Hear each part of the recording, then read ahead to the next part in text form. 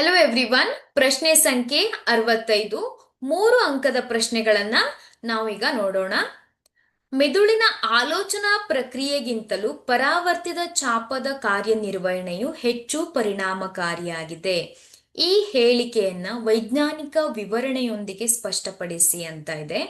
ನೋಡಿ, ಇಲ್ಲಿ ಮೆದುಳಿನ ಆಲೋಚನಾ ಪ್ರಕ್ರಿಯೆಗಿಂತ ಪರಾವರ್ತಿತ ಚಾಪ ಅಂದ್ರೆ ನಾವು ಸಡನ್ ಆಗಿ ಏನು ಪ್ರತಿಕ್ರಿಯೆಯನ್ನು ನೀಡ್ತೇವೆ ಅದನ್ನು ನಾವು ಪರಾವರ್ತಿತ ಚಾಪ ಅಂತ ಕರಿತೇವೆ. ಅದರ ಕಾರ್ಯನಿರ್ವಹಣೆಯು ಅತ್ಯಂತ ಪರಿಣಾಮಕಾರಿಯಾಗಿದೆ ಅಂತ ಇದೆ.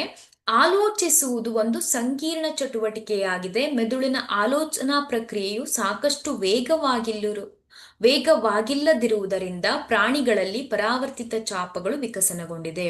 ನೋಡಿ, ಈ ಯಾವುದೇ ಒಂದು ಸಂದರ್ಭದಲ್ಲಿ ಏನಾಗತ್ತೆ, ನಮ್ಮ ನರಕೋಶದ ಮುಖಾಂತರ ಮಿದುಳಿಗೆ ಸಂದೇಶ ತಲುಪಿಸಿದಾಗ ಮಿದುಳು ಯೋಚನೆ ಮಾಡಿ ಅದೇನ್ ಮಾಡುತ್ತೆ, ಮತ್ತೆ ಸಂದೇಶವನ್ನ ನಮ್ಮ ಸ್ನಾಯುಗಳಿಗೆ ಕಳಿಸ್ಬೇಕು ಅಲ್ವಾ. ಇದು ಸಂಕೀರ್ಣವಾದ ಪ್ರಕ್ರಿಯೆಯಾಗಿದೆ. ಹೆಚ್ಚಿನ ಸಮಯವನ್ನ ತೆಗೆದುಕೊಳ್ಳುವುದರಿಂದ ಪ್ರಾಣಿಗಳಲ್ಲಿ ಸಾಮಾನ್ಯವಾಗಿ ಪರಾವರ್ತಿತ ಚಾಪಗಳು ವಿಕಸನಗೊಂಡಿದೆ.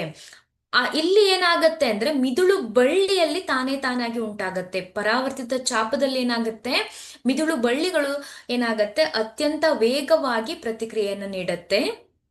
ಇದರಿಂದ ಕಾರ್ಯನಿರ್ವಹಣೆ ವೇಗವಾಗಿರುತ್ತದೆ ಮತ್ತು ಪ್ರತಿಕ್ರಿಯೆಗಳು ಶೀಘ್ರವಾಗಿರುತ್ತವೆ. ಅಂದ್ರೆ ಜೀವಿಗಳು ಪರಿಸರದ ಬದಲಾವಣೆಗೆ ವೇಗವಾಗಿ ಪ್ರತಿಕ್ರಿಯಿಸಲಿಕ್ಕೆ ಸಹಾಯ ಮಾಡುತ್ತೆ. ನೋಡಿ, ನಾವೊಂದು ಬಿಸಿಯಾದ ಒಂದು ಪಾತ್ರೆಯನ್ನು ಮುಟ್ಟಿದಾಗ ಏನ್ ಮಾಡ್ತೇವೆ, ನಾವು ಸಡನ್ ಆಗಿ ತ್ವರಿತವಾಗಿ ಏನ್ ಮಾಡುತ್ತೆ, ನಮ್ಮ ಕೈಯನ್ನ ಹಿಂದಕ್ಕೆ ತೆಗೆದುಕೊಳ್ತೇವೆ.